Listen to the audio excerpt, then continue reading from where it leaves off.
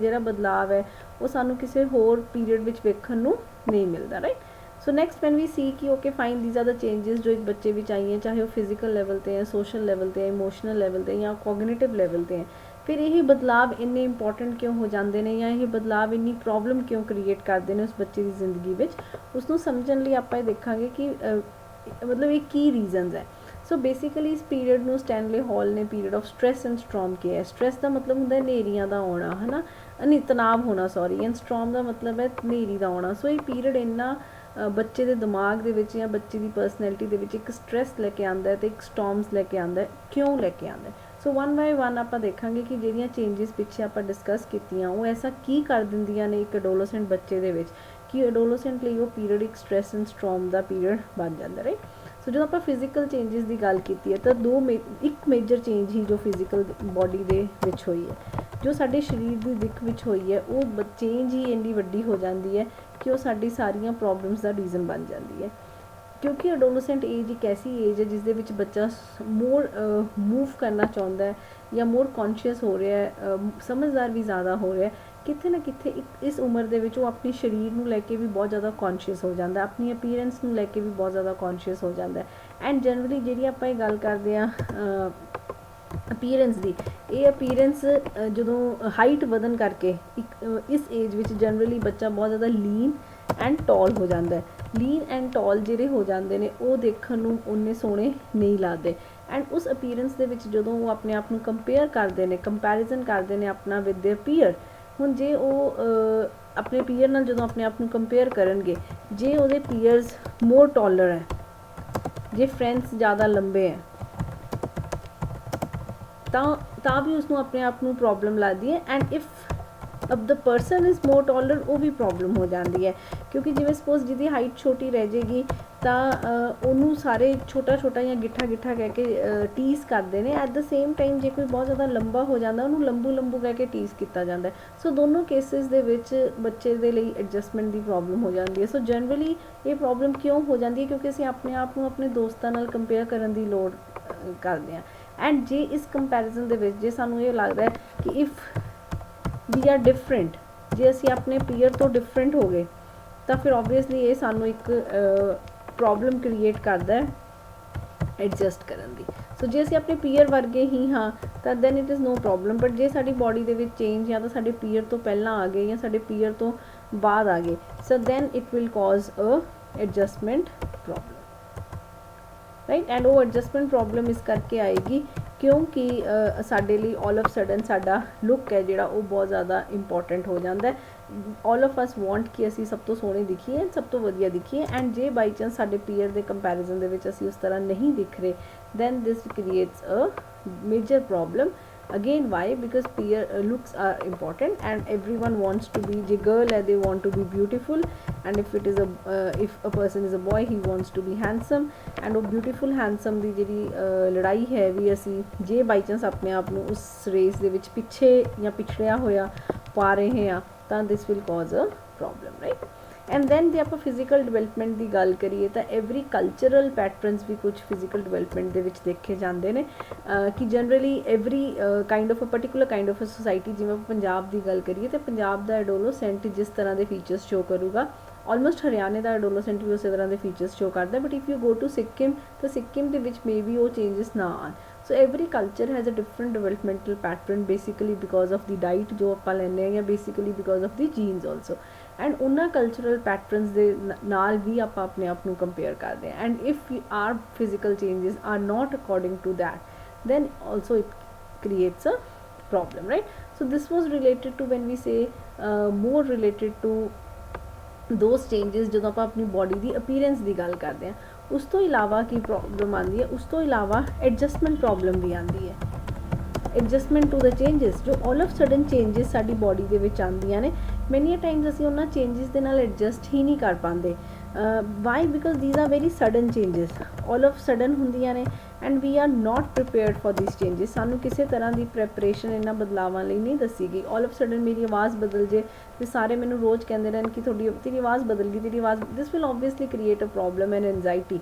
And जे तुसी ਉਸਦੀ ਕਈ ਵਾਰ ਅਸੀਂ ਗੱਲ ਵੀ ਨਹੀਂ ਕਰਦੇ। ਐਂਡ ਖਾਸ ਕਰਕੇ ਜਿਹੜੀਆਂ ਪਿਊਬਰਟੀ ਦੀਆਂ ਚੇਂਜਸ ਨੇ ਗਰਲਸ ਦੇ ਵਿੱਚ ਜਾਂ ਬॉयज़ ਦੇ ਵਿੱਚ ਆਉਂਦੀਆਂ ਨੇ, ਉਹ ਵੀ ਬੱਚਿਆਂ ਨੂੰ ਬਹੁਤ ਜ਼ਿਆਦਾ ਜਿਹੜੀਆਂ ਐਡਜਸਟ ਕਰਨ ਦੇ ਵਿੱਚ ਪ੍ਰੋਬਲਮ ਕਰਦੀਆਂ ਨੇ। ਸੋ ਇਹਨਾਂ ਚੇਂਜਸ ਦਾ ਆਉਣਾ ਵੀ ਇੱਕ ਪ੍ਰੋਬਲਮ ਹੈ ਕਿ ਜੇ ਸਾਡੇ 'ਚ ਚੇਂਜਸ ਰਾਈਟ ਟਾਈਮ 'ਤੇ, ਰਾਈਟ ਪੇਸ 'ਤੇ, ਰਾਈਟ ਢੰਗ ਨਾਲ ਨਹੀਂ ਆ ਰਹੀਆਂ, ਦੈਨ ਓਬਵੀਅਸਲੀ ਬਿਕੋਜ਼ ਸਾਨੂੰ ਲੋਕ ਟੀਜ਼ ਕਰਦੇ ਨੇ, ਉਸ ਰੀਜ਼ਨਸ ਨਾਲ ਅਸੀਂ ਆਪਣੇ ਆਪ ਦੇ ਵਿੱਚ ਵਿਡਰੋਨ ਹੋ ਜਾਂਦੇ ਹਾਂ। But at the same time even if ਜੋ ਚੇਂਜਸ ਰਾਈਟ ਟਾਈਮ 'ਤੇ ਵੀ ਆਉਂਦੀਆਂ ਨੇ, ਰਾਈਟ ਸਪੀਡ 'ਤੇ ਵੀ ਆਉਂਦੀਆਂ ਨੇ, ਰਾਈਟ ਪੇਸ 'ਤੇ ਵੀ ਆਉਂਦੀਆਂ ਨੇ, ਤਾਂ ਵੀ ਆਪਣੇ ਲਈ ਉਹ ਪ੍ਰੋਬਲਮ ਹੋ ਜਾਂਦੀਆਂ ਨੇ। ਰੀਜ਼ਨਸ ਬੀਇੰਗ ਕਿ ਅਸੀਂ ਉਹਨਾਂ ਚੇਂਜਸ ਨੂੰ ਐਡਜਸਟ ਨਹੀਂ ਕਰ ਪਾਉਂਦੇ। ਐਂਡ ਅਸੀਂ ਐਡਜਸਟ ਕਿਉਂ ਨਹੀਂ ਕਰ ਪਾਉਂਦੇ? ਕਿਉਂਕਿ ਸਾਨੂੰ ਉਹਨਾਂ ਚੇਂਜਸ ਨੂੰ ਐਡਜਸਟ ਕਰਨ ਲਈ ਕਿਸੇ ਤਰ੍ਹਾਂ ਦੀ ਟ੍ਰੇਨਿੰਗ ਜਾਂ ਐਜੂਕੇਸ਼ਨ ਨਹੀਂ ਦਿੱਤੀ ਹੁੰਦੀ, ਜਿਸ ਰੀਜ਼ਨਸ ਕਰਕੇ ਸਾਡੇ ਲਈ ਇਹ ਡਿਫਿਕਲਟ ਹੋ ਜਾਂਦਾ ਹੈ। ਐਂਡ ਮੋਰ ਔਰ ਲੈਸ ਜਿਵੇਂ ਹੀ ਇਹ ਚੇਂਜਸ ਆਉਣ ਦੇ ਨਾਲ ਜੋ ਰਿਸਟ੍ਰਿਕਸ਼ਨਸ ਲਾ ਦਿੱਤੀਆਂ ਜਾਂਦੀਆਂ ਪੇਰੈਂਟਸ ਵੱਲੋਂ, ਮੈਨੀ ਅ ਟਾਈਮਸ ਬੱਚੇ ਨੂੰ ਉਹਨਾਂ ਰਿਸਟ੍ਰਿਕਸ਼ਨਸ ਦੇ ਵਿੱਚ ਆਪਣਾ ਕੋਈ ਫਾਲਟ ਹੀ ਨਹੀਂ ਦਿਖਦਾ। ਉਸਨੂੰ ਲੱਗਦਾ ਹੈ ਕਿ ਵਾਈ ਇਹ ਰਿਸਟ੍ਰਿਕਸ਼ਨਸ ਮੇਰੇ 'ਤੇ ਕਿਉਂ ਲਾਈਆਂ ਜਾ ਰਹੀਆਂ ਨੇ। If some kind of changes have happened in me, I have no fault, this is not my fault, and if it is not my fault ਤਾਂ ਮੈਨੂੰ ਉਸਦੀ ਸਜ਼ਾ ਕਿਉਂ ਮਿਲੇ। So we need to deal with the child during this stage very sensitively, so that ਅਸੀਂ ਉਸ ਬੱਚੇ ਦੀਆਂ ਜਿਹੜੀਆਂ ਚੇਂਜਸ ਆ ਉਸਦੇ ਲਈ ਉਹਨੂੰ ਬਹੁਤ ਵਧੀਆ ਢੰਗ ਨਾਲ ਕਾਊਂਸਲ ਕਰੀਏ, ਐਂਡ ਸੋ ਦੈਟ ਰਿਸਟ੍ਰਿਕਸ਼ਨਸ ਲਗਾਉਣ ਦੀ ਬਜਾਏ ਉਹਨੂੰ ਸਮਝਾਈਏ, and this may help him to adjust. But ਜਦੋਂ ਅਸੀਂ ਇਹ ਨਹੀਂ ਕਰਦੇ, then this leads to negative kind of developments in the adolescent period, right? And ਇਸੇ ਰੀਜ਼ਨ ਕਰਕੇ ਉਹ ਸਟ੍ਰੈਸ ਐਂਡ ਸਟਰੋਮ ਰਹਿੰਦਾ, ਕਿਉਂਕਿ ਉਹਨੂੰ ਸਮਝ ਹੀ ਨਹੀਂ ਆਉਂਦਾ ਕਿ ਮੇਰਾ ਕਸੂਰ ਕੀ ਹੈ ਇਸ ਸਭ ਦੇ ਵਿੱਚ। ਐਂਡ ਜੇ ਸਾਨੂੰ ਇਹ ਚੀਜ਼ ਨਹੀਂ ਸਮਝ ਆਏਗੀ ਤਾਂ ਓਬਵੀਅਸਲੀ ਉਹ ਚੀਜ਼ ਸਾਨੂੰ ਸਟ੍ਰੈਸ ਜ਼ਰੂਰ ਦੇਗੀ, ਰਾਈਟ। ਐਂਡ ਨੈਕਸਟ ਜਦੋਂ ਆਪਾਂ ਦੇਖਦੇ ਹਾਂ ਨੈਕਸਟ ਪ੍ਰੋਬਲਮ ਆਉਂਦੀ ਹੈ ਜਾਂ ਨੈਕਸਟ ਰੀਜ਼ਨ ਇਹਨਾਂ ਪੀਰੀਅਡ ਨੂੰ ਸਟ੍ਰੈਸ ਐਂਡ ਸਟਰੋਮ ਦਾ ਹੈ ਆਦਿ ਚੈਲੰਜਸ ਜੋ ਇੱਕ ਬੱਚਾ ਆਪਣੀ ਫੈਮਿਲੀ ਦੇ ਵਿੱਚ ਹੀ ਫੇਸ ਕਰਦਾ ਹੈ। ਬਹੁਤ ਵੱਡੇ ਚੈਲੰਜਸ ਹਨ ਜੋ ਬੱਚਾ ਆਪਣੀ ਫੈਮਿਲੀ 'ਚ ਫੇਸ ਕਰਦਾ। ਸਭ ਤੋਂ ਪਹਿਲਾਂ ਤਾਂ ਜਨਰਲੀ ਜਿਹੜੀ ਫੈਮਿਲੀ ਹੈ ਉਹ ਬੱਚੇ ਨੂੰ ਉਹਦੀ ਆਈਡੈਂਟੀਟੀ ਸਮਝਣ ਦੇ ਵਿੱਚ ਨਹੀਂ ਹੈਲਪ ਕਰਦੀ। ਸਮਟਾਈਮਸ ਫੈਮਿਲੀ ਬੱਚੇ ਨੂੰ ਇੱਕ ਛੋਟੇ ਚਾਈਲਡ ਵਾਂਗੂ ਟਰੀਟ ਕਰਦੀ ਹੈ, ਐਂਡ ਸਮਟਾਈਮਸ ਇੱਕ ਅਡਲਟ ਵਾਂਗੂ ਟਰੀਟ ਕਰਦੀ ਹੈ। ਐਂਡ ਜੇ ਤੁਸੀਂ ਸੇਮ ਔਰ ਇਸ ਦੇ ਵਿੱਚ ਕੋਈ ਬਹੁਤ ਜ਼ਿਆਦਾ ਟਾਈਮ ਪੀਰੀਅਡ ਦਾ ਗੈਪ ਨਹੀਂ ਹੁੰਦਾ, ਜੇ ਤੁਸੀਂ ਬੱਚੇ ਨੂੰ ਕਿਸੇ ਇੱਕ ਇੰਸੀਡੈਂਟ ਲਈ ਚਾਈਲਡ ਵਾਂਗੂ ਟਰੀਟ ਕਰੋਗੇ, ਕਿਸੇ ਦੂਸਰੇ ਇੰਸੀਡੈਂਟ ਲਈ ਅਡਲਟ ਵਾਂਗੂ ਟਰੀਟ ਕਰੋਗੇ, then the child will not adjust properly. So ਕੁਛ ਚੈਲੰਜਸ ਹਨ ਜੋ ਬੱਚਾ ਆਪਣੇ ਫੈਮਿਲੀ ਦੇ ਵਿੱਚ ਵੀ ਫੇਸ ਕਰਦਾ ਹੈ, ਜਿਸ ਵਿੱਚ ਵੈਰੀ ਇੰਪੋਰਟੈਂਟ ਹੈ ਦ challenges related to condition, rules and expectations regarding behavior and autonomy. Now this is a stage ਜਿੱਥੇ the child wants to move from dependence to independence, ਹੈ ਨਾ। ਸੋ ਬੱਚਾ ਆਪਣੀ ਫੈਮਿਲੀ 'ਤੇ ਡਿਪੈਂਡੈਂਟ ਹੋਣ ਦੀ ਬਜਾਏ ਇੰਡੀਪੈਂਡੈਂਟ ਹੋਣਾ ਚਾਹੁੰਦਾ, ਸੁਤੰਤਰ ਹੋਣਾ ਚਾਹੁੰਦਾ ਹੈ। ਹੁਣ obviously if you have to become an independent child ਤਾਂ ਉਹਦੇ ਲਈ ਤੁਹਾਡੇ ਅੰਦਰ ਬਹੁਤ ਜ਼ਿਆਦਾ ਜਿਹੜੀਆਂ ਬਿਹੇਵੀਅਰਲ ਕਾਈਂਡ ਆਫ ਚੇਂਜਸ ਹੈ ਉਹ ਵੀ ਆਉਣਗੀਆਂ। ਐਨ ਇੰਡੀਪੈਂਡੈਂਟ ਪਰਸਨ ਨੂੰ ਆਪਣੇ ਆਪ ਨੂੰ has to become more confident, more ਜਿਵੇਂ ਆਪਾਂ ਕਹੀਏ ਰੋਕ ਟੋਕ ਵੀ ਸਾਨੂੰ ਘੱਟ ਚਾਹੀਦੀ ਹੈ। Only then you can work independently. ਇਕੱਲੇ ਆਉਣਾ ਜਾਣਾ ਕਿੱਥੇ, so then only you will know how to behave with people around। and ਜੇ family ਸਾਨੂੰ ਇਹ ਚੀਜ਼ਾਂ allow ਨਹੀਂ ਕਰਦੀ, ਹੁਣ ਅੰਦਰੋਂ we want to be independent but ਜੇ my inner self says that you should be independent but ਮੇਰੀ family doesn't want me to be independent, ਫਿਰ ਉਹ ਇੱਕ ਕਨਫਲਿਕਟ ਹੋ ਜਾਏਗਾ, ਕਿਉਂਕਿ ਮੈਂ ਅੰਦਰੋਂ ਤਾਂ ਸੁਤੰਤਰ ਹੋਣਾ ਚਾਹੁੰਦਾ ਬਟ ਮੇਰਾ ਪਰਿਵਾਰ ਮੈਨੂੰ ਸੁਤੰਤਰ ਨਹੀਂ ਹੋਣ ਦੇ ਰਿਹਾ। ਤਾਂ ਇੱਕ ਤਰ੍ਹਾਂ ਦਾ ਤਣਾਅ ਹੈ ਜੋ ਹੋਏਗਾ। ਅਕਸਰ 80 to 90% ਆਫ ਦ ਕੇਸਿਸ ਵਿੱਚ ਬੱਚੇ ਇਹ ਪ੍ਰੋਬਲਮ ਫੇਸ ਕਰਦੇ ਨੇ। ਸੋ ਜੋ ਰੂਲਸ, ਕਿਉਂਕਿ ਹੁਣ ਆਪਾਂ ਪਿੱਛੇ ਵੀ ਕੀਤਾ ਸੀ ਕਿ ਕੋਗਨੀਟਿਵਲੀ ਜਾਂ ਈਵਨ ਸੋਸ਼ਲੀ ਬੱਚਾ ਕੁਐਸਚਨਿੰਗ ਕਰਨਾ ਸ਼ੁਰੂ ਕਰਦਾ ਹੈ। ਹੀ ਵਾਂਟਸ ਟੂ ਨੋ ਕਿ ਇਹ ਰੂਲਸ ਕਿਉਂ ਹੈ। ਐਂਡ ਜੇ ਰੂਲਸ ਮੁੰਡੇ ਕੁੜੀਆਂ ਲਈ ਅਲੱਗ-ਅਲੱਗ ਬਣਾਏ ਨੇ, ਫਿਰ ਉਹ ਹੋਰ ਵੀ ਵੱਡਾ ਕੰਟਰੋਵਰਸ਼ੀਅਲ ਇਸ਼ੂ ਬਣ ਜਾਂਦਾ ਹੈ, ਕਿਉਂਕਿ ਫਿਰ ਗਰਲਸ ਕੁਐਸਚਨ ਕਰਦੀਆਂ ਨੇ ਕਿ ਜੇ ਇਹ ਰੂਲ ਬॉयਜ਼ ਲਈ ਹੈ ਤਾਂ ਮੇਰੇ ਲਈ ਕਿਉਂ ਨਹੀਂ ਹੈ, ਜਾਂ ਜੇ ਰੂਲ ਮੇਰੇ ਲਈ ਹੈ ਤਾਂ ਮੇਰੇ ਆਪਣੇ ਬ੍ਰਦਰ ਲਈ ਕਿਉਂ ਨਹੀਂ ਹੈ। ਸੋ ਜਿੰਨੇ ਵੀ ਰੂਲਸ ਐਕਸਪੈਕਟੇਸ਼ਨਸ ਆਪਣੇ ਬਿਹੇਵੀਅਰ ਨੂੰ ਲੈ ਕੇ, ਆਪਣੀ ਆਟੋਨੋਮੀ ਮੀਨਸ ਇੰਡੀਪੈਂਡੈਂਸ, ਉਹਨੂੰ ਲੈ ਕੇ ਜੋ ਪਰਿਵਾਰ ਦੁਆਰਾ ਬਣਾ ਦਿੱਤੇ ਗਏ ਨੇ, ਉਹਨਾਂ ਰੂਲਸ ਨੂੰ ਜੇ ਅਸੀਂ ਸਹੀ ਤਰ੍ਹਾਂ ਸਮਝ ਨਹੀਂ ਪਾਉਂਦੇ ਜਾਂ ਸਾਨੂੰ ਉਹਨਾਂ ਰੂਲਸ ਦੀ ਫਾਊਂਡੇਸ਼ਨ ਸਮਝ ਨਹੀਂ ਆਉਂਦੀ, ਬੇਸ ਸਮਝ ਨਹੀਂ ਆਉਂਦਾ, ਰੈਸ਼ਨਲ ਸਮਝ ਨਹੀਂ ਆਉਂਦਾ, ਰੀਜ਼ਨ ਸਮਝ ਨਹੀਂ ਆਉਂਦਾ, ਤਾਂ ਸਾਨੂੰ ਕੌਨਫਲਿਕਟ ਰਹੇਗਾ ਹੀ ਰਹੇਗਾ। ਐਂਡ ਬਿਕੋਜ਼ ਅਕਸਰ ਸਾਨੂੰ ਉਹ ਚੀਜ਼ ਸਮਝ ਨਹੀਂ ਆਉਂਦੀ ਕਿ ਇਹ ਰੂਲਸ ਕਿਉਂ ਬਣਾਏ ਗਏ ਨੇ, ਇਹਨਾਂ ਰੂਲਸ ਦੇ ਪਿੱਛੇ ਰੀਜ਼ਨਸ ਕੀ ਨੇ, ਐਂਡ ਉਸੇ ਰੀਜ਼ਨਸ ਕਰਕੇ ਇਹ ਸਟ੍ਰੈਸ ਐਂਡ ਸਟਰੋਮ ਰਹਿੰਦਾ ਹੀ ਰਹਿੰਦਾ, ਰਾਈਟ। ਸੈਕਿੰਡ ਹੈ ਦ parenting style and the communication style. ਮਾਂ-ਬਾਪ ਆਪਣੇ ਬੱਚੇ ਦੀ ਪਰਵਰਿਸ਼ ਕਿਸ ਢੰਗ ਨਾਲ ਕਰ ਰਹੇ ਨੇ ਅਤੇ ਉਹ ਆਪਣੇ ਬੱਚੇ ਨਾਲ ਕਿਸ ਢੰਗ ਨਾਲ ਸੰਚਾਰ ਕਰਦੇ ਨੇ। ਕਿ ਪੇਰੈਂਟਸ ਹੈ ਜਿਹੜੇ different kinds of parenting styles ਹੁੰਦੇ ਨੇ। ਕੁਝ ਪੇਰੈਂਟਸ ਬਹੁਤ ਜ਼ਿਆਦਾ ਅਥੋਰੀਟੇਰੀਅਨ ਪੇਰੈਂਟਿੰਗ ਸਟਾਈਲ ਨਾਲ ਕੰਮ ਕਰਦੇ ਨੇ, ਕੁਝ ਬਹੁਤ ਜ਼ਿਆਦਾ ਲੀਨੀਅੰਟ ਹੁੰਦੇ ਨੇ। ਸੋ ਦੋਨੋਂ ਕੇਸਿਸ ਵਿੱਚ ਚਾਹੇ ਪੇਰੈਂਟਿੰਗ ਸਟਾਈਲ ਹੈ ਜਿਹੜਾ ਉਹ ਸਟ੍ਰਿਕਟ ਹੋਵੇ ਚਾਹੇ ਉਹ ਲੀਨੀਅੰਟ ਹੋਵੇ, ਦੋਨੋਂ ਕੇਸਿਸ ਦੇ ਵਿੱਚ ਹੈ ਜਿਹੜਾ ਉਹ ਬੱਚੇ ਨੂੰ ਪੋਜ਼ਿਟਿਵਲੀ ਇਫੈਕਟ ਨਹੀਂ ਕਰੇਗਾ, ਰਾਈਟ। ਸੋ ਜੇ ਤੁਸੀਂ ਬਹੁਤ ਜ਼ਿਆਦਾ ਲੀਨੀਅੰਟ ਹੋ ਗਏ, ਕਦੇ ਬੱਚੇ ਨੂੰ ਰੋਕ ਟੋਕ ਹੀ ਨਹੀਂ ਕਰਦੇ, ਉਸ ਕੇਸ ਦੇ ਵਿੱਚ ਵੀ ਇਹ ਹੋ ਜਾਏਗਾ ਕਿ ਇਟ ਕੈਨ ਹੈਪਨ ਕਿ ਤੁਹਾਨੂੰ ਆਪਣਾ ਬੱਚਾ ਕੋਈ ਬੈਡ ਕੰਪਨੀ 'ਚ ਚਲਾ ਗਿਆ ਅਤੇ ਤੁਹਾਨੂੰ ਪਤਾ ਹੀ ਨਹੀਂ ਲੱਗਾ ਕਿ ਤੁਸੀਂ ਬੱਚੇ ਵੱਲ ਧਿਆਨ ਹੀ ਨਹੀਂ ਦਿੱਤਾ। ਐਂਡ ਜੇ ਤੁਸੀਂ ਬਹੁਤ ਜ਼ਿਆਦਾ ਸਟ੍ਰਿਕਟ ਹੋ ਜਾਓਗੇ ਤਾਂ ਉਹ ਇੱਕ ਸਪਰਿੰਗ ਵਾਂਗੂ ਬਣ ਜਾਂਦਾ ਸਟੂਡੈਂਟ, ਜਿਹਨੂੰ ਅਸੀਂ ਬਹੁਤ ਜ਼ਿਆਦਾ ਦਬਾਉਂਦੇ ਹਾਂ ਤਾਂ ਜਦੋਂ ਸਪਰਿੰਗ ਨੂੰ ਅਸੀਂ ਫਿਰ ਖੁੱਲ੍ਹਾ ਛੱਡ ਦਿਓ ਇੱਕਦਮ ਉਛਲਦਾ।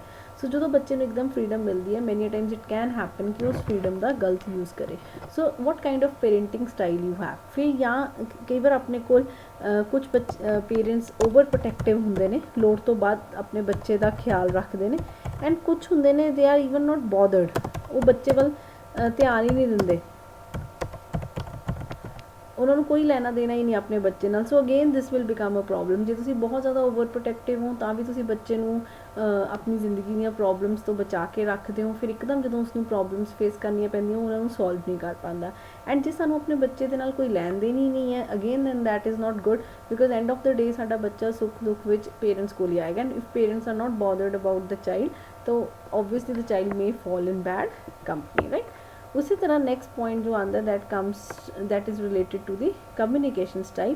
What kind of communication style the parents have with the child. So की बच्चा अपने whether this communication is open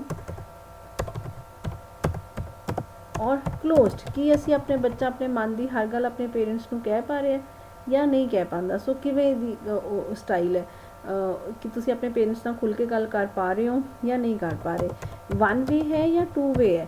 एवें है कि सिर्फ माँ बाप ही सानू अपनी गल्लां कहंदे ने पर असी अपने पेरेंट्स नूं गल नहीं कह पा रहे, या असी भी अपनी गल पेरेंट्स नूं कह पाने ते पेरेंट्स सानू कहंदे हैं। सो वन वे कम्युनिकेशन है या टू वे कम्युनिकेशन है। So accordingly again this is a matter of discussion. If it is a two way communication obviously the child फिर अपनी गल भी पेरेंट्स नूं कह रहे हैं, पेरेंट्स उहदी गल सुनते हैं तो वो अपनी ਵਧੀਆ ਢੰਗ ਨਾਲ ਆਪਣੀ ਗੱਲ ਪੇਰੈਂਟਸ ਦੇ ਕੋਲ ਰੱਖੇਗਾ। But if it is a one way communication ਵੀ ਬਸ ਪੇਰੈਂਟਸ ਨੇ ਕਹੀ ਜਾਣਾ, ਤਾਂ ਹੋ ਸਕਦਾ ਕਿ ਬੱਚਾ ਚੁੱਪ ਕੇ ਤੁਹਾਡੀ ਗੱਲ ਸੁਣ ਤਾਂ ਰਿਹਾ ਹੋਵੇ ਬਟ ਉਸ ਨਾਲ ਸਹਿਮਤ ਉਹ ਨਾ ਹੋਵੇ। So the kind of parents ਦਾ ਪੇਰੈਂਟਿੰਗ ਸਟਾਈਲ ਪਲੱਸ ਉਹ ਆਪਣੇ ਬੱਚੇ ਨਾਲ ਗੱਲਬਾਤ ਕਿਸ ਢੰਗ ਨਾਲ ਕਰਦੇ ਨੇ ਉਹ ਵੀ ਇੱਕ ਕਾਰਨ ਹੈ ਇਸ ਸਟ੍ਰੈਸ ਐਂਡ ਸਟਰੋਮ ਦਾ। ਫਿਰ ਦੈਨ ਸੈਕੰਡਲੀ ਮੈਨੀ ਟਾਈਮਸ ਕੀ ਹੁੰਦਾ ਕਿ ਇੱਕ ਜਨਰੇਸ਼ਨ ਗੈਪ ਵੀ ਰਹਿੰਦਾ। ਮਾਂ ਬਾਪ ਦੇ ਸਮੇਂ 'ਚ ਅਤੇ ਅੱਜ ਦੇ ਬੱਚਿਆਂ ਦੇ ਸਮੇਂ ਦੇ ਵਿੱਚ ਕੋਈ ਨਾ ਕੋਈ ਫਰਕ ਤਾਂ ਜ਼ਰੂਰ ਰਹਿੰਦਾ ਹੀ ਰਹਿੰਦਾ। ਜਿਵੇਂ ਹੁਣ ਆਪਾਂ ਜੇ ਆਪਾਂ ਇਹ ਗੱਲ ਕਰੀਏ ਤਾਂ ਅੱਜ ਤੋਂ ਪਹਿਲਾਂ ਤੁਹਾਡੇ ਹੀ ਸੀਨੀਅਰਸ ਨੇ ਕਦੇ ਔਨਲਾਈਨ ਕਲਾਸਿਸ ਨਹੀਂ ਲਗਾਈਆਂ, ਸੋ ਉਹ ਕਦੇ ਸੋਚ ਨਹੀਂ ਸਕਦੇ ਕਿ what are the problems of online classes, but you people can discuss and you can say ਕਿ what are the problems of online classes. ਨਾ ਓਬਵੀਅਸਲੀ ਵੀ ਕਲਾਸ ਔਨਲਾਈਨ ਲੱਗਣੀ ਚਾਹੀਦੀ ਹੈ ਜਾਂ ਆਫਲਾਈਨ ਲੱਗਣੀਆਂ ਚਾਹੀਦੀਆਂ, ਉਸ ਨੂੰ ਲੈ ਕੇ ਸਾਡੇ ਡਿਫਰੈਂਸ ਆਫ ਓਪੀਨੀਅਨ ਹੋ ਸਕਦੇ ਨੇ। ਐਂਡ ਜੇ ਅਸੀਂ ਉਹਨਾਂ ਡਿਫਰੈਂਸ ਆਫ ਓਪੀਨੀਅਨਸ ਨੂੰ ਐਡਰੈਸ ਨਹੀਂ ਕਰਦੇ, ਸਾਨੂੰ ਐਂ ਲੱਗਦਾ ਕਿ okay fine these difference of opinions ਹੈ ਜਿਹੜੇ ਦੇ I need not pay any attention to these difference of opinions। ਜੋ ਮੈਂ ਕਹਿ ਰਹੀ ਹਾਂ ਉਹੀ ਸਹੀ ਹੈ, ਜਸਟ ਬਿਕੋਜ਼ ਮੈਂ ਤੁਹਾਡੇ ਤੋਂ ਵੱਡੀ ਹਾਂ ਤਾਂ ਓਬਵੀਅਸਲੀ ਫਿਰ ਤੁਸੀਂ ਮੇਰੇ ਨਾਲ ਓਪਨਲੀ ਗੱਲ ਨਹੀਂ ਕਰੋਗੇ and then this may become cause of stress. ਉਹ ਸਟ੍ਰੈਸ ਚਾਹੇ ਤੁਹਾਨੂੰ ਹੋਵੇ ਜਾਂ ਮੈਨੂੰ ਹੋਵੇ, ਕਿਸੇ ਨੂੰ ਵੀ ਹੋ ਸਕਦਾ, but then this may lead to a stress. And generally parents ਅਤੇ ਬੱਚਿਆਂ ਦੇ ਵਿੱਚ ਉਹ ਡਿਫਰੈਂਸ ਆਫ ਓਪੀਨੀਅਨ ਰਹਿੰਦਾ ਹੀ ਰਹਿੰਦਾ। ਐਂਡ ਜੇ ਅਸੀਂ ਇੱਕ ਦੂਜੇ ਦੀ ਗੱਲ ਨਹੀਂ ਢੰਗ ਨਾਲ ਸੁਣ ਰਹੇ ਦੈਨ ਓਬਵੀਅਸਲੀ ਦੈਨ ਉਹ ਜਨਰੇਸ਼ਨ ਗੈਪ ਵਾਂਗੂ ਬਣ ਜਾਂਦਾ। ਕੰਟੈਕਸਟ ਵੀ ਬਦਲ ਗਏ। ਪੇਰੈਂਟਸ ਦੇ ਸਮੇਂ ਦੀ ਗੱਲਾਂ ਹੋਰ ਹੁੰਦੀਆਂ ਨੇ, ਬੱਚੇ ਦੇ ਸਮੇਂ ਦੀਆਂ ਗੱਲਾਂ ਹੋਰ ਹੁੰਦੀਆਂ ਨੇ। ਉਹ ਕੰਟੈਕਸਟ ਵੀ ਡਿਫਰੈਂਸ ਹੋਣ ਨਾਲ ਫਿਰ ਕੀ ਹੋ ਜਾਂਦਾ ਕਿ ਚਾਈਲਡ ਹੈ ਜਿਹੜਾ ਉਹ ਆਪਣੇ ਪੇਰੈਂਟਸ ਨਾਲ ਖੁੱਲ੍ਹ ਕੇ ਗੱਲ ਨਹੀਂ ਕਰਦਾ, ਰਾਈਟ। ਉਸ ਤੋਂ ਇਲਾਵਾ ਫਿਰ ਜੇ ਆਪਾਂ ਨੈਕਸਟ ਗੱਲ ਕਰੀਏ that comes to the parents ਦਾ ਰਿਲੇਸ਼ਨਸ਼ਿਪ ਜੋ ਇੱਕ ਦੂਜੇ ਨਾਲ ਹੈ। ਦੋਨੋਂ ਪੇਰੈਂਟਸ ਦਾ ਆਪਸ ਵਿੱਚ ਕਿਸ ਤਰ੍ਹਾਂ ਦਾ ਰਿਸ਼ਤਾ। ਜੇ ਘਰ ਵਿੱਚ ਬਹੁਤ ਜ਼ਿਆਦਾ ਲੜਾਈ ਝਗੜਾ ਰਹਿੰਦਾ ਹੈ, ਅਲਕੋਹਲਿਜ਼ਮ ਦੀ ਪ੍ਰੋਬਲਮ ਹੈ, then again these problems may not help the child to adjust properly। ਸੋ ਇੱਥੇ ਅਕਸਰ ਦੇਖਿਆ ਗਿਆ ਕਿ ਬੱਚੇ ਜਿਹੜੇ ਉਹ ਮਾਲ ਐਡਜਸਟਡ ਹੋ ਜਾਂਦੇ ਨੇ, ਮਾਲ ਐਡਜਸਟਡ ਹੁੰਦੇ ਨੇ ਜਾਂ ਉਹ ਉਹਨਾਂ ਦੀ ਜਿਹੜੀ they do not have balanced personality। So personality disorders ਵੀ ਦੇਖੇ ਗਏ ਉਹਨਾਂ ਬੱਚਿਆਂ ਵਿੱਚ, ਡਿਪਰੈਸ਼ਨ, ਸਟ੍ਰੈਸ, ਐਸੀਆਂ ਪ੍ਰੋਬਲਮਸ ਦੇਖੀਆਂ ਜਾਂਦੀਆਂ ਨੇ ਜਿੱਥੇ ਪੇਰੈਂਟਸ ਚਾਈਲਡ ਜਾਂ ਪੇਰੈਂਟਸ ਦਾ ਆਪਸ ਦੇ ਵਿੱਚ ਜਾਂ ਪੇਰੈਂਟਸ ਦਾ ਵਿਦ ਚਾਈਲਡ ਰਿਲੇਸ਼ਨਸ਼ਿਪ ਠੀਕ ਨਹੀਂ ਹੈ। ਨੈਕਸਟ ਆਪਾਂ ਉਹਦੇ ਵਿੱਚ ਲੈਂਦੇ ਹਾਂ the financial condition of the family. Obviously ਜਿਹੜੀਆਂ ਬੱਚੇ ਦੀਆਂ ਪੇਰੈਂਟਸ ਦੀ ਫਾਈਨੈਂਸ਼ੀਅਲ ਕੰਡੀਸ਼ਨ ਹੈ ਉਹ ਡਿਸਾਈਡ ਕਰਦੀ ਹੈ ਦ ਟਾਈਪ ਆਫ ਐਜੂਕੇਸ਼ਨਲ ਓਪਰਚੁਨਿਟੀਜ਼ ਜੋ ਬੱਚੇ ਨੂੰ ਮਿਲਦੀਆਂ ਨੇ ਇੰਟਰਸਟ ਵੋਕੇਸ਼ਨਲ ਓਪਰਚੁਨਿਟੀਜ਼ ਵੀ ਉਸ 'ਤੇ ਡਿਪੈਂਡ ਕਰਦੀਆਂ ਨੇ ਐਂਡ ਫ੍ਰੀ ਟਾਈਮ ਦੀਆਂ ਐਕਟੀਵਿਟੀਜ਼ ਵੀ ਡਿਪੈਂਡ ਕਰਦੀਆਂ ਨੇ ਓਬਵੀਅਸਲੀ ਜੇ ਪੇਰੈਂਟਸ ਅਫੋਰਡ ਕਰਦੇ ਨੇ ਤਾਂ ਕਈ ਵਾਰ ਬੱਚੇ ਨੂੰ ਡਿਫਰੈਂਟ ਅਕੈਡਮੀਜ਼ ਦੇ ਵਿੱਚ ਡਿਫਰੈਂਟ ਹੌਬੀ ਕਲਾਸਿਸ ਦੇ ਵਿੱਚ ਐਨਰੋਲ ਕਰਾਉਂਦੇ ਨੇ but if you do not afford this financially ਤਾਂ ਉਹਦੇ ਨਾਲ ਵੀ ਬੱਚੇ ਦੀ ਜਿਹੜੀ ਹੈ ਉਹ ਲੇਜਰ ਟਾਈਮ ਐਕਟੀਵਿਟੀਜ਼ ਜੇ ਨਹੀਂ ਕਰ ਰਿਹਾ ਬੱਚਾ ਤਾਂ obviously the child may become frustrated so ਜੇ ਆਪਾਂ ਇਹ ਨਹੀਂ ਕਹਿੰਦੇ ਕਿ ਬਹੁਤ ਜ਼ਿਆਦਾ ਲਗਜ਼ੂਰੀਅਸ ਲਾਈਫ ਬੱਚੇ ਨੂੰ ਨਹੀਂ ਮਿਲ ਰਹੀ ਬਟ ਜੇ ਬੱਚੇ ਦੀਆਂ ਬੇਸਿਕ ਨੀਡਸ ਵੀ ਪੂਰੀਆਂ ਨਹੀਂ ਹੋ ਰਹੀਆਂ due to the financial conditions of the parents it can happen that the child becomes maladjusted right so generally ਪਰਿਵਾਰ ਤੋਂ ਬੱਚੇ ਨੂੰ ਉਹਦੇ moral religious beliefs ਮਿਲਦੇ ਨੇ ਨੈਤਿਕ ਧਾਰਮਿਕ ਜਿਹੜੇ ਵਿਚਾਰਧਾਰਾ ਹੈ ਉਹ ਪਰਿਵਾਰ ਤੋਂ ਹੀ ਮਿਲਦੀ ਹੈ ਬਾਹਰ ਸਮਾਜ ਦੇ ਵਿੱਚ ਵਿਤਕਰ ਆਪਣਾ ਵਤੀਰਾ ਕਿਸ ਤਰ੍ਹਾਂ ਦਾ ਰੱਖਣਾ ਹੈ ਕਿਸ ਤਰ੍ਹਾਂ ਉੱਠਣਾ ਹੈ ਕਿਸ ਤਰ੍ਹਾਂ ਬੈਠਣਾ ਹੈ ਕਿਸੇ ਨਾਲ ਗੱਲ ਕਿਵੇਂ ਕਰਨੀ ਹੈ ਵੱਡੇ ਨਾਲ ਗੱਲ ਕਿਵੇਂ ਕਰਨੀ ਹੈ ਛੋਟੇ ਨਾਲ ਕਿਵੇਂ ਕਰਨੀ ਹੈ ਇਹ ਸਾਰੀਆਂ ਗੱਲਾਂ ਬੱਚਾ ਆਪਣੇ ਪਰਿਵਾਰ ਵਿੱਚ ਤੋਂ ਸਿੱਖਦਾ ਐਂਡ ਪਲੱਸ ਐਜੂਕੇਸ਼ਨ ਨੂੰ ਲੈ ਕੇ ਤੁਹਾਡਾ ਕੀ ਆਈਡੀਆ ਤੁਸੀਂ ਕਿੰਨੀ ਕੁ ਮਹੱਤਤਾ ਦਿੰਦੇ ਹੋ ਸਿੱਖਿਆ ਨੂੰ ਲੈ ਕੇ ਵਿਆਹ ਨੂੰ ਲੈ ਕੇ ਤੁਹਾਡੀ ਕਿਸ ਤਰ੍ਹਾਂ ਦੀ ਸੋਚ ਹੈ ਆਕੂਪੇਸ਼ਨਲ ਐਸਪੀਰੇਸ਼ਨਸ ਤੁਹਾਡੀਆਂ ਕਿਸ ਤਰ੍ਹਾਂ ਦੀਆਂ ਉਹ ਬਹੁਤ ਹੀ ਵਾਰ ਜਿਹੜਾ ਬੱਚਾ ਹੈ ਉਹ ਆਪਣੇ ਪਰਿਵਾਰ ਵੱਲ ਹੀ ਦੇਖਦਾ ਇਹਨਾਂ ਚੀਜ਼ਾਂ ਲਈ ਐਂਡ ਜੇ ਪਰਿਵਾਰ ਵਿੱਚੋਂ ਇਹ ਚੀਜ਼ਾਂ ਸਹੀ ਢੰਗ ਨਾਲ ਸੋਲਵ ਨਹੀਂ ਹੁੰਦੀਆਂ ਜਾਂ ਸਹੀ ਢੰਗ ਨਾਲ ਰਿਜ਼ੋਲਵ ਨਹੀਂ ਹੁੰਦੀਆਂ then this can become a reason of adjustment problems that happen during this age right so we are done with the two causes ਜੋ ਬੱਚੇ ਦੀਆਂ ਆਪਣੀਆਂ ਸੀ ਪਹਿਲੀਆਂ ਕਿ ਉਹਦੀ ਫਿਜ਼ੀਕਲ ਚੇਂਜਸ ਕਰਕੇ ਉਹਨੂੰ ਐਡਜਸਟਮੈਂਟ ਦੀ ਪ੍ਰੋਬਲਮ ਆਉਂਦੀ ਹੈ ਐਂਡ ਦੂਸਰਾ ਕਈ ਵਾਰ ਪਰਿਵਾਰ ਦੇ ਵਿਚਲੇ ਜਿਹੜੇ ਚੈਲੰਜਸ ਨੇ ਉਹ ਵੀ ਬੱਚੇ ਨੂੰ ਇੱਕ ਸਟ੍ਰੈਸ ਦੇ ਵਿੱਚ ਜਾਂ ਐਡਜਸਟਮੈਂਟ ਪ੍ਰੋਬਲਮ ਦਾ ਕਾਰਨ ਬਣ ਜਾਂਦੇ ਨੇ right next we will discuss ਉਹਦੇ ਸਕੂਲ ਦੇ ਵਿੱਚ ਹੋਣ ਵਾਲੇ ਰੀਜ਼ਨਸ ਜੋ ਬੱਚੇ ਦੇ ਸਕੂਲ ਦੇ ਵਿੱਚ ਲਾਈ ਕਰਦੀਆਂ ਨੇ ਜਾਂ ਉਹਦੇ ਫਰੈਂਡਸ ਨਾਲ ਰਿਲੇਟਡ ਨੇ ਨਾ ਸੀ ਮੈਨੀ ਟਾਈਮਸ ਦੇ ਸਕੂਲ ਦੇ ਵਿੱਚ ਹੋਣ ਵਾਲੇ failures if a child is failing in the school ਹੁਣ ਜੇ ਬੱਚਾ ਸਕੂਲ ਦੇ ਵਿੱਚ ਫੇਲ ਹੋ ਰਿਹਾ ਹੈ ਜਾਂ ਉਸਨੂੰ ਸਕੂਲ ਦੇ ਵਿੱਚ ਕੋਈ ਚੀਜ਼ ਸਮਝ ਨਹੀਂ ਆ ਰਹੀ ਰਾਈਟ ਸੋ ਉਹਦੇ ਨਾਲ ਫਿਰ ਜੇ ਸਕੂਲ ਫੇਲੀਅਰਸ ਨੂੰ how school address this school ਇਸ ਪ੍ਰੋਬਲਮ ਨੂੰ ਕਿਵੇਂ ਐਡਰੈਸ ਕਰ ਰਿਹਾ ਕੀ ਸਕੂਲ ਨੇ ਤੁਹਾਡੇ ਲਈ ਕੋਈ ਰੈਮੀਡੀਅਲ ਕਲਾਸਿਸ ਪਲਾਨ ਕੀਤੀਆਂ ਨੇ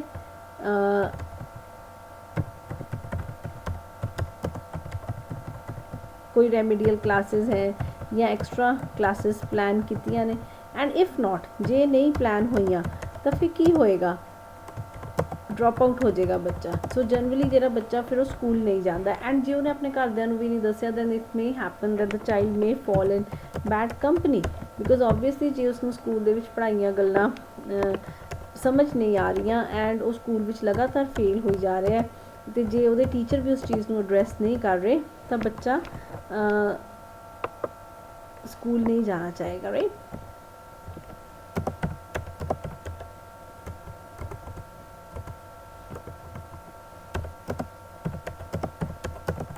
ਐਂਡ ਸਕੂਲ ਨਾ ਜਾਣ ਕਰ ਬੱਚਾ ਜਦੋਂ ਸਕੂਲ ਨਹੀਂ ਜਾਣਾ ਚਾਹੁੰਦਾ ਤਾਂ ਉਸ ਸਕੂਲ ਨਾ ਜਾਣ ਨਾਲ ਫਿਰ ਉਹ ਆਪਣੇ ਉਸ ਟਾਈਮ ਵਿੱਚ ਕੀ ਕਰੇਗਾ ਤਾਂ ਮੈਨੀ ਅ ਟਾਈਮਸ ਉਹ ਬੱਚਾ ਇਸ ਟਾਈਮ ਵਿੱਚ ਇੱਕ ਰਾਈਟ ਐਕਟੀਵਿਟੀਜ਼ ਵਿੱਚ ਇਨਵੋਲਵ ਨਹੀਂ ਹੁੰਦਾ ਸੈਕਿੰਡ ਹੈ ਦਸ ਕਾਈਂਡ ਆਫ ਸਟੱਡੀ ਹੈਬਿਟਸ ਕਿਸ ਤਰ੍ਹਾਂ ਦੀਆਂ ਹੈਬਿਟਸ ਹੈ ਜਿਹੜੀਆਂ ਉਹ ਸਕੂਲ ਪ੍ਰਮੋਟ ਕਰ ਰਿਹਾ ਲਾਈਕ ਸਕੂਲ ਦੇ ਵਿੱਚ ਕਿਸ ਤਰ੍ਹਾਂ ਦਾ ਉਹਨੂੰ ਇਨਵਾਇਰਮੈਂਟ ਮਿਲਦਾ ਐਜੂਕੇਸ਼ਨਲ ਇਨਵਾਇਰਮੈਂਟ ਕਿਸ ਤਰ੍ਹਾਂ ਦਾ ਸਕੂਲ ਦੇ ਵਿੱਚ ਕਿਸ ਤਰ੍ਹਾਂ ਪੜ੍ਹਾਇਆ ਜਾ ਰਿਹਾ ਸਕੂਲ ਵਿੱਚ ਰੋਟ ਮੈਮਰੀ 'ਤੇ ਸਟ੍ਰੈਸ ਕੀਤਾ ਜਾਂਦਾ ਹੈ ਜਾਂ ਅੰਡਰਸਟੈਂਡਿੰਗ 'ਤੇ ਸਟ੍ਰੈਸ ਕੀਤਾ ਜਾਂਦਾ ਰੱਟੇ ਮਰਵਾਉਣੇ ਆ ਬੱਚਿਆਂ ਨੂੰ ਜਾਂ ਬੱਚਿਆਂ ਨੂੰ ਕਨਸੈਪਟਸ ਦੇ ਅੰਡਰਸਟੈਂਡਿੰਗ ਡਿਵੈਲਪ ਕੀਤੀ ਹੈ ਸੋ ਓਬਵੀਅਸਲੀ ਜੇ ਜਿਨ੍ਹਾਂ ਸਕੂਲਾਂ ਦੇ ਵਿੱਚ ਬੱਚੇ ਵਿੱਚ ਅੰਡਰਸਟੈਂਡਿੰਗ ਆਫ ਕਨਸੈਪਟਸ ਨੂੰ ਇੰਪੋਰਟੈਂਸ ਦਿੱਤੀ ਜਾਂਦੀ ਹੈ ਉੱਥੇ ਬੱਚੇ ਦੀ ਕਿਉਰਿਓਸਿਟੀ ਫਿਰ ਐਡਰੈਸ ਹੋ ਰਹੀ ਹੈ ਵਾਈ ਐਂਡ ਹਾਊ ਦੇ ਕੁਐਸਚਨਸ ਦਾ ਉਸਨੂੰ ਆਨਸਰਸ ਮਿਲਦੇ ਹੈ ਕੀ ਬੱਚੇ ਦੇ ਕੁਐਸਚਨਸ ਹੈ ਜਿਹੜੇ ਉਹ ਆਨਸਰ ਕੀਤੇ ਜਾ ਰਹੇ ਨੇ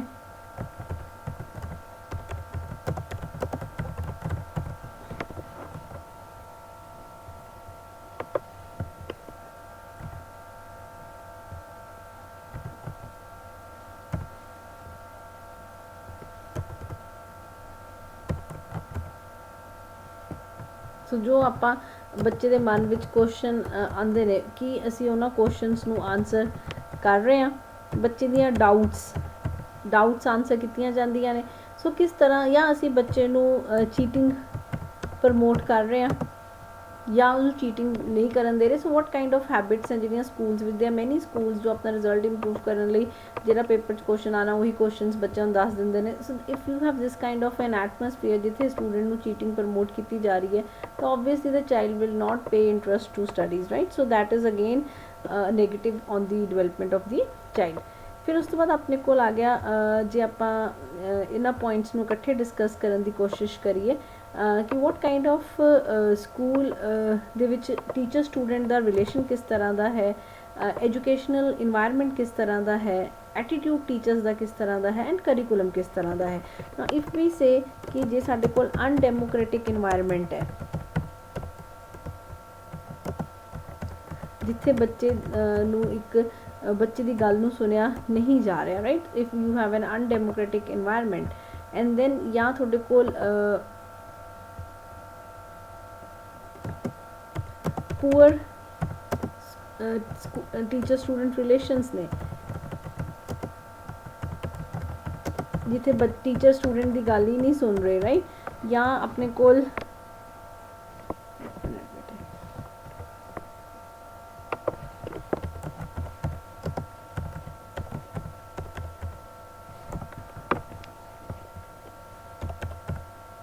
ਜਾਂ ਆਪਾਂ ਕਹੀਏ ਕਿ ਸਾਡੇ ਕੋਲ ਸਕੂਲ ਵਿੱਚ ਟੀਚਰਸ ਹੀ ਨਹੀਂ ਹੈ, ਜੇ ਸਾਨੂੰ ਕੋਈ ਟੀਚਰ ਹੀ ਨਹੀਂ ਹੈ ਪੜ੍ਹਾਉਣ ਲਈ, ਠੀਕ ਹੈ। ਐਂਡ ਜੇ ਸਾਡੇ ਕੋਲ ਟੀਚਰਸ ਨਹੀਂ ਹੈ ਪੜ੍ਹਾਉਣ ਲਈ ਤਾਂ ਬੱਚਾ ਸਕੂਲ ਕਿਉਂ ਜਾਊਗਾ ਜੇ ਉਹਨੂੰ ਜਾ ਕੇ ਉੱਥੇ ਜਾ ਕੇ ਟੀਚਰ ਹੀ ਨਹੀਂ ਮਿਲ ਰਿਹਾ। ਸਾਡੇ ਕੋਲ ਲਾਇਬ੍ਰੇਰੀ ਨਹੀਂ ਹੈ, ਲਾइब्रेरी ना होना मीन स्टूडेंट पढ़ेगा कितने, लैब्स नहीं है, प्रैक्टिकल कितों करेगा। सो जे साडे कोल पुअर इन्वायरमेंट है इन्ना सारे cases they which the child हुण नॉर्मली की हुंदा है, मैं ये नहीं कहती कि केसिस चाइल्डहुड विच इफेक्ट नहीं करते या केसिस अडल्टहुड विच इफेक्ट नहीं करते। एक्चुअली चाइल्डहुड दे विच बच्चे नूं इन्नी समझ भी नहीं हुंदी, पर जिवें जिवें तुसीं 8th 9th 10th जाने हो, जो तुहाडे कोल मैथ्स का टीचर नहीं है तुहानूं आप नूं पता हुंदा है कि जे मेरे कोल टीचर नहीं होगा तो मैनूं मैथ्स नहीं आऊगा, जे मैनूं मैथ्स नहीं आऊगा मैं फेल हो जाऊँगा।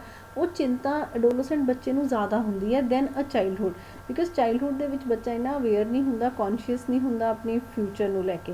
इस एज दे विच बच्चा बहुत ज़्यादा कॉन्शियस है अपने फ्यूचर नूं लैके। उत्थे जदों स्कूल्स उन्हां दियां उस प्रॉब्लम्स नूं एड्रैस नहीं करते then this becomes a serious issue of concern for the child. Otherwise बच्चे लिए शायद इन्ना इंपॉर्टेंट ना हुंदा। एंड प्लस बच्चे लिए इस टाइम ते सोशल एक्सैप्टेंस बहुत इंपॉर्टेंट हो जाती है। स्कूल दे विच जिहड़ी सोशल एक्सैप्टेंस है वो जिस तरह मेरे फ्रेंड्स जो करते हैं उही मैं करना, ये बहुत ज़्यादा इंपॉर्टेंट हो जाता है।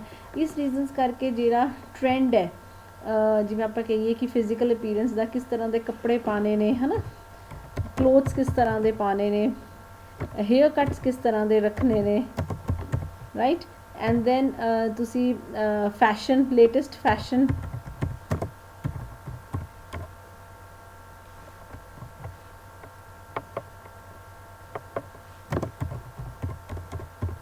What is more fashionable, mobile phone का होना या होर गैजेट्स का होना, राइट।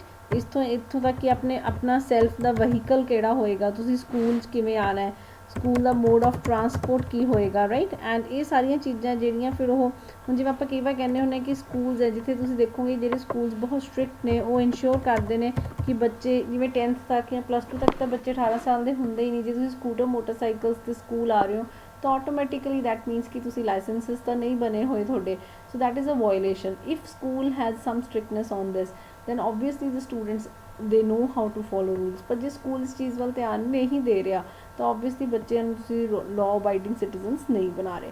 सो इस तरह जो बच्चा इस टाइम पर इन्होंने चीज़ों लिए पीयर इन्फ्लुएंस है जो बच्चे का वध जाता है। एंड पीयर इन्फ्लुएंस वधन करके बच्चा जो बहुत ज़्यादा अपने फ्रेंड्स दे वाल ध्यान दिंदा है तो वह जी करता है कि जो मेरे फ्रेंड्स करन मैं उही करा।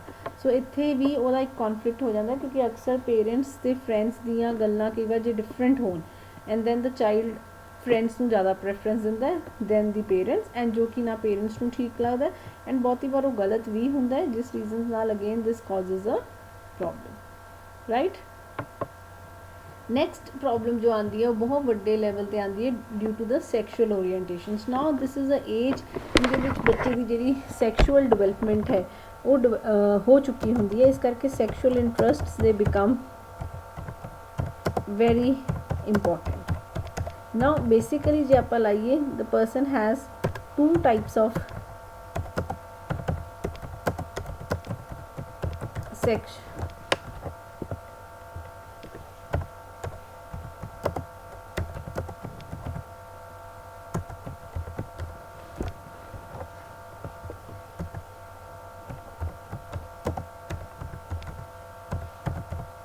of sexual orientations either towards the same sex, ਜਿਹਨੂੰ ਆਪਾਂ homosexuals ਕਹਿੰਦੇ ਆ, or towards opposite sex.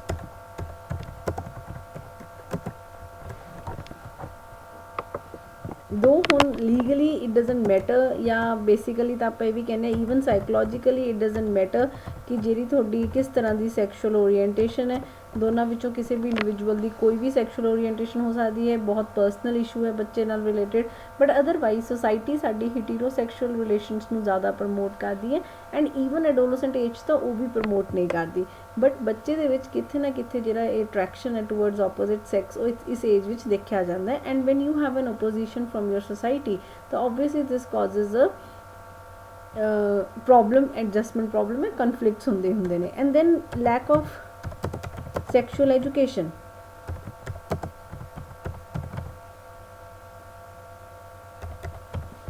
Right, so ਜਦੋਂ ਸਾਡੇ ਕੋਲ ਪ੍ਰੋਪਰ ਸੈਕਸ਼ੂਅਲ ਐਜੂਕੇਸ਼ਨ ਅਸੀਂ ਨਹੀਂ ਦੇ ਰਹੇ, ਆਪਣੇ ਸਕੂਲਸ ਵਿੱਚ ਵੀ ਨਹੀਂ ਦੇ ਰਹੇ, ਨਾ ਫੈਮਲੀਜ਼ ਵਿੱਚ ਦਿੱਤੀ ਜਾ ਰਹੀ ਹੈ, ਨਾ ਤਾਂ ਸਕੂਲ ਹੀ ਦੇ ਰਿਹਾ ਸੈਕਸ਼ੂਅਲ ਐਜੂਕੇਸ਼ਨ, ਨਾ ਫੈਮਲੀ ਦੇ ਰਹੀ ਹੈ ਐਂਡ ਉਸ ਕੇਸਿਸ ਦੇ ਵਿੱਚ ਬੱਚਾ ਅਕਸਰ ਰਿਲਾਈ ਕਰਦਾ ਹੈ ਬੱਚਾ ਰਿਲਾਈ ਕਰਦਾ on internet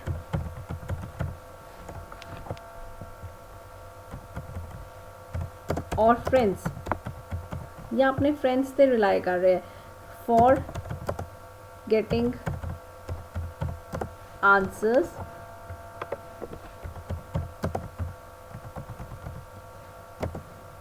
to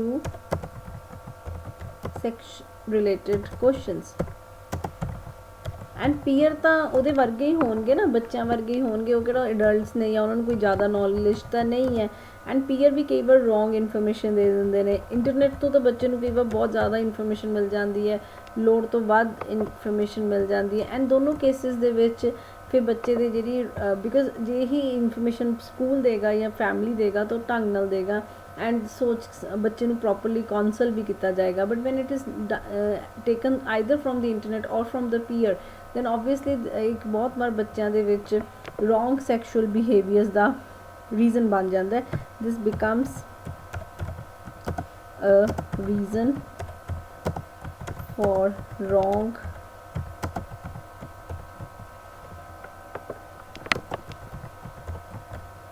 sexual behaviors and ਇਸ ਰੀਜ਼ਨਸ ਕਰਕੇ ਆਪਣੇ ਇੰਡੀਆ ਦੇ ਵਿੱਚ ਵੀ ਜਾਂ ਵਰਲਡ ਓਵਰ ਇਸ ਟਾਈਮ ਬਹੁਤ ਜ਼ਿਆਦਾ ਟੀਨੇਜ ਪ੍ਰੈਗਨੈਂਸੀਜ਼ ਹੈ ਜਿਹੜੀਆਂ ਉਹ ਇਨਕਰੀਜ਼ ਹੋ ਰਹੀਆਂ ਨੇ, ਜਾਂ ਸੈਕਸ ਰਿਲੇਟਡ ਪ੍ਰੋਬਲਮਸ ਹੈ ਜਿਹੜੀਆਂ ਉਹ ਇਨਕਰੀਜ਼ ਹੋ ਰਹੀਆਂ, ਸੈਕਸ ਰਿਲੇਟਡ ਡਿਜ਼ੀਜ਼ਸ ਵੀ ਇਨਕਰੀਜ਼ ਹੋ ਰਹੀਆਂ, ਏਡਸ ਵੀ ਇਨਕਰੀਜ਼ ਹੋ ਰਿਹਾ।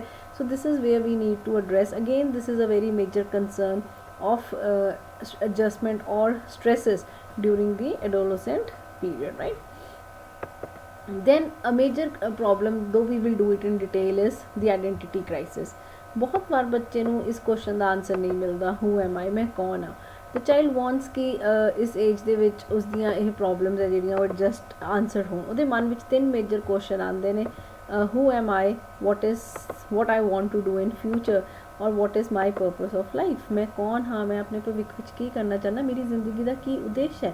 ਐਂਡ ਅਕਸਰ ਉਹ ਇਹਨਾਂ ਕੁਐਸਚਨਸ ਦੇ ਆਨਸਰਸ ਲੱਭਦਾ ਕਿਉਂਕਿ who am I ਦੇ ਆਨਸਰਸ ਦੇ ਨਾਲ ਤੁਹਾਨੂੰ ਆਪਣੀਆਂ ਸਟਰੈਂਥਸ ਪਤਾ ਲੱਗਦੀਆਂ ਨੇ, ਆਪਣੀਆਂ ਵੀਕਨੈਸਿਸ ਪਤਾ ਲੱਗਦੀਆਂ ਨੇ, ਰਾਈਟ, ਆਪਣੀਆਂ ਲਿਮਿਟੇਸ਼ਨਸ ਪਤਾ ਲੱਗਦੀਆਂ ਨੇ, ਆਪਣੇ ਸੈਲਫ ਦੀ ਇੱਕ ਅੰਡਰਸਟੈਂਡਿੰਗ ਹੁੰਦੀ ਹੈ।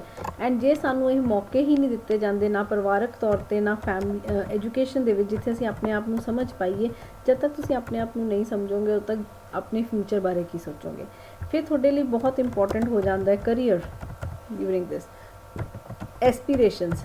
ਸਾਡੇ ਅੰਦਰ ਨਵੀਆਂ ਐਸਪੀਰੇਸ਼ਨਸ ਬਣਦੀਆਂ ਸੀ, ਕੀ ਬਣਨਾ, ਕਰੀਅਰ ਚੋਇਸਿਸ ਕਰਨੀਆਂ ਬੱਚੇ ਨੇ, ਸਬਜੈਕਟ ਚੋਇਸਿਸ ਕਰਨੀਆਂ। And again due to lack of counselling, ਜੇ ਬੱਚਾ ਇਸ ਟਾਈਮ 'ਤੇ ਇੱਕ ਗਲਤ ਡਿਸੀਜਨ ਲੈ ਲੈਂਦਾ, it can become a major problem later in the life. ਫਿਰ ਬੱਚੇ ਨੂੰ ਆਪਣੀ ਲਾਈਫ ਏਮਲੈਸ ਨਹੀਂ ਚਾਹੀਦੀ, he wants a direction in his life. ਉਹਨੂੰ ਆਪਣੀ ਜ਼ਿੰਦਗੀ ਦਾ ਇੱਕ ਉਦੇਸ਼ ਚਾਹੀਦਾ, ਆਬਜੈਕਟਿਵ ਚਾਹੀਦਾ ਕਿ ਉਹ ਲਾਈਫ ਵਿੱਚ ਕੀ ਕਰੇਗਾ। He wants to do something worthful, ਉਹਨੂੰ ਐ ਨਹੀਂ ਲੱਗਦਾ ਕਿ ਮੈਂ ਇੱਕ ਵਰਥਲੈਸ ਜ਼ਿੰਦਗੀ ਨਾ ਜੀਵਾਂ, ਮੈਂ ਕੁਛ ਐਸਾ ਕਰਕੇ ਜਾਵਾਂ, ਐਸਾ ਬਦਲਾਵ ਕਰਾਂ ਜਿਹੜਾ ਕਿ ਸਾਰਿਆਂ ਨੂੰ ਵੀ ਫਾਇਦਾ ਕਰੇ ਅਤੇ ਮੈਨੂੰ ਵੀ ਫਾਇਦਾ ਕਰੇ। ਸੋ ਹੀ ਵਾਂਟਸ ਕਿ ਉਹਦੀ ਲਾਈਫ ਵਿੱਚ ਇੱਕ ਰਾਈਟ ਉਦੇਸ਼ ਹੋਵੇ। ਐਂਡ ਇੱਥੇ ਹੀ ਜਦੋਂ ਅਸੀਂ ਬੱਚੇ ਨੂੰ ਉਹਦਾ ਉਦੇਸ਼ ਡਿਸਾਈਡ ਨਹੀਂ ਕਰਨ ਦਿੰਦੇ, ਜਾਂ ਅਸੀਂ ਕਹਿੰਦੇ ਤੂੰ ਨਿਆਣਾ, ਤੈਨੂੰ ਬਾਹਲਾ ਪਤਾ ਜੋ ਮੈਂ ਕਹਿ ਰਿਹਾ ਉਹ ਕਰ, then this is a major problem ਜੋ ਬੱਚਾ ਫਿਰ ਫੇਸ ਕਰੇਗਾ ਐਡਜਸਟਮੈਂਟ ਦੀ। ਐਂਡ ਕਲਚਰ ਨੇ ਵੀ ਕੀ ਕੀਤਾ ਹੋਇਆ, ਕੁੜੀਆਂ ਅਤੇ ਮੁੰਡਿਆਂ ਲਈ ਅਲੱਗ ਆਈਡੈਂਟੀਟੀਜ਼ ਬਣਾਈਆਂ, ਕੋਈ ਕਿਵੇਂ ਬੋਲੇਗਾ, ਕਿਹੜੀ ਲੈਂਗੁਏਜ ਯੂਜ਼ ਕਰੇਗਾ, ਕੀ ਪਹਿਰਾਵਾ ਪਾਏਗਾ, that is different for a girl and different for a boy. Then again this becomes a major problem. Girls start questioning भी क्यों डिफरेंसिस है, बॉयज़ भी क्वेश्चन करते हैं गर्ल्स ਲਈ ਜੇ ਚੀਜ਼ਾਂ ਅਲਾउड है तो ਸਾਡੇ ਲਈ ਕਿਉਂ ਨਹੀਂ allowed. So if these kind of differences exist and ਉਹ ਡਿਫਰੈਂਸਿਸ ਦਾ ਜੇ ਤੁਹਾਡੇ ਕੋਲ ਕੋਈ ਆਨਸਰ ਹੀ ਨਹੀਂ ਹੈ ਦੇਣ ਲਈ as adults or as society, then obviously ਉਹ ਬੱਚੇ ਦੇ ਮਨ ਵਿੱਚ ਕੁਐਸਚਨ ਘੁੰਮਦਾ ਹੀ ਰਹੇਗਾ and this will become a reason of anxiety or stress for the child. Okay, next we will do how do we cope up with it. ਅਸੀਂ ਇਸ ਨਾਲ ਕੋਪ ਕਿਵੇਂ ਕਰਦੇ ਹਾਂ, ਜਾਂ ਐਡੋਲਸੈਂਟ ਆਪਣੇ ਇਹਨਾਂ ਪ੍ਰੋਬਲਮਸ ਨੂੰ ਐਡਰੈਸ ਕਿਵੇਂ ਕਰਦਾ ਹੈ। ਬਹੁਤੀ ਵਾਰ ਤਾਂ excitement, fear, anxiety, sadness and anger ਦੇਖਣ ਨੂੰ ਮਿਲਦਾ, ਰਾਈਟ।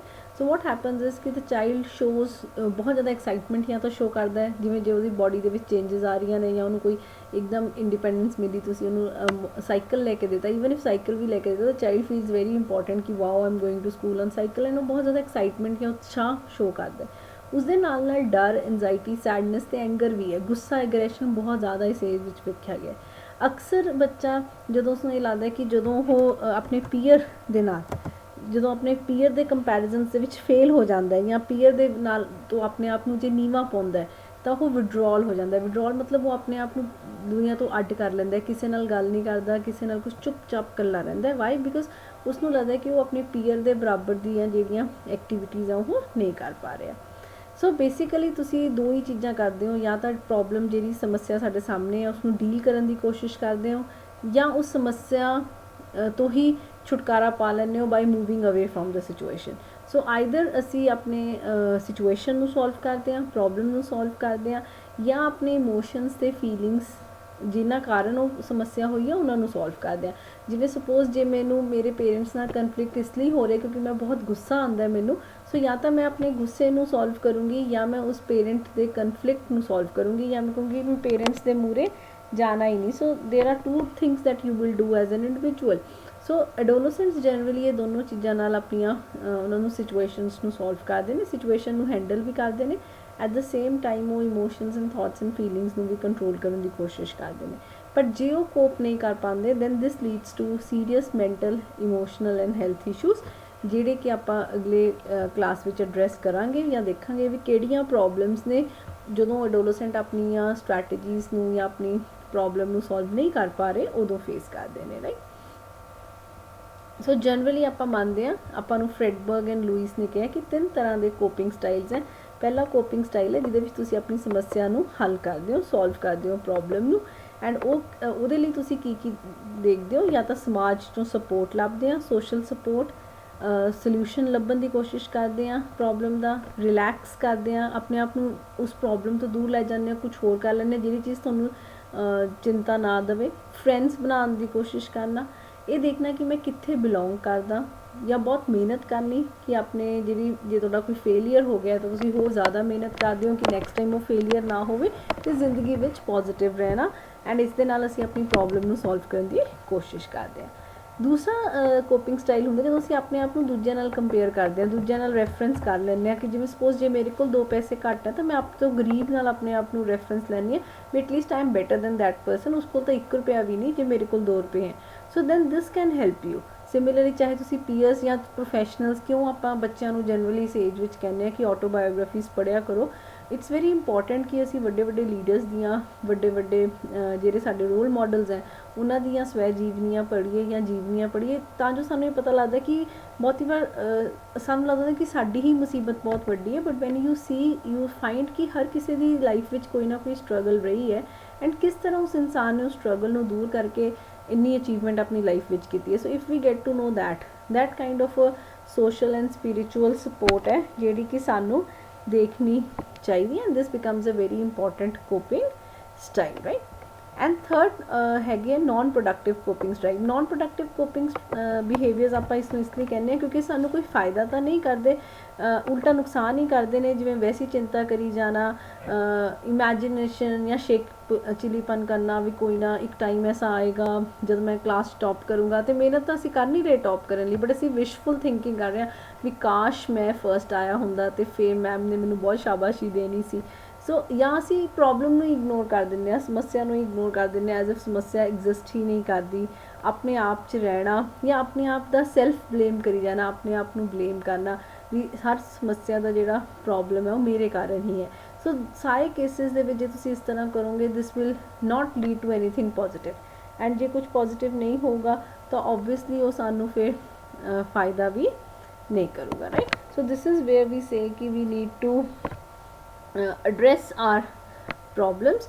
ਸੋ ਚਾਹੇ ਤੁਸੀਂ ਪ੍ਰੋਬਲਮ ਨੂੰ ਸੋਲਵ ਕਰਕੇ ਐਡਰੈਸ ਕਰੋ ਜਾਂ ਆਪਣੇ ਵਰਗੇ ਹੋਰ ਲੋਕਾਂ ਨੂੰ ਵੀ ਦੇਖੋ ਐਂਡ ਦੇਖੋ ਕਿ ਜਿਵੇਂ ਦੀਆਂ ਪ੍ਰੋਬਲਮਸ ਅਸੀਂ ਫੇਸ ਕਰ ਰਹੇ ਉਹ ਵੀ ਕਰ ਰਹੇ ਸੀ, ਉਹਨਾਂ ਨੇ ਕਿਵੇਂ ਆਪਣੀਆਂ ਪ੍ਰੋਬਲਮਸ ਨੂੰ ਸੋਲਵ ਕੀਤਾ, ਉਸ ਤੋਂ ਇੰਸਪੀਰੇਸ਼ਨ ਲੈ ਕੇ ਅਸੀਂ ਆਪਣੀਆਂ ਪ੍ਰੋਬਲਮ ਸੋਲਵ ਕਰ ਸਕਦੇ ਹਾਂ। ਜਾਂ ਥਰਡ ਮੈਥਡ ਇਹ ਹੈ ਕਿ ਜਿਹਦੇ ਵਿੱਚ ਅਸੀਂ ਬਿਨਾਂ ਮਤਲਬ ਦੀ ਚਿੰਤਾ ਕਰਦੇ ਰਹੀਏ ਐਂਡ ਚਿੰਤਾ ਕਰਕੇ ਆਪਣਾ ਮੈਂਟਲੀ ਨੁਕਸਾਨ ਵੀ ਕਰੀਏ, ਇਮੋਸ਼ਨਲ ਨੁਕਸਾਨ ਵੀ ਕਰੀਏ, ਬਟ ਆਪਣੇ ਆਪ ਦੀ ਕੋਈ ਪ੍ਰੋਡਕਟਿਵਿਟੀ ਨਾ ਕਰੀਏ। So this is how we can actually cope up with the problems. So these were the major problems जो adolescent age ਵਿੱਚ ਅਸੀਂ face ਕਰਦੇ ਹਾਂ and the ways reasons ਕੀ ਹੈ ਉਹਨਾਂ problems ਦੇ and ਕਿਹੜੀਆਂ strategies ਅਸੀਂ generally use ਕਰਦੇ ਹਾਂ to solve those problems, right? So thank you.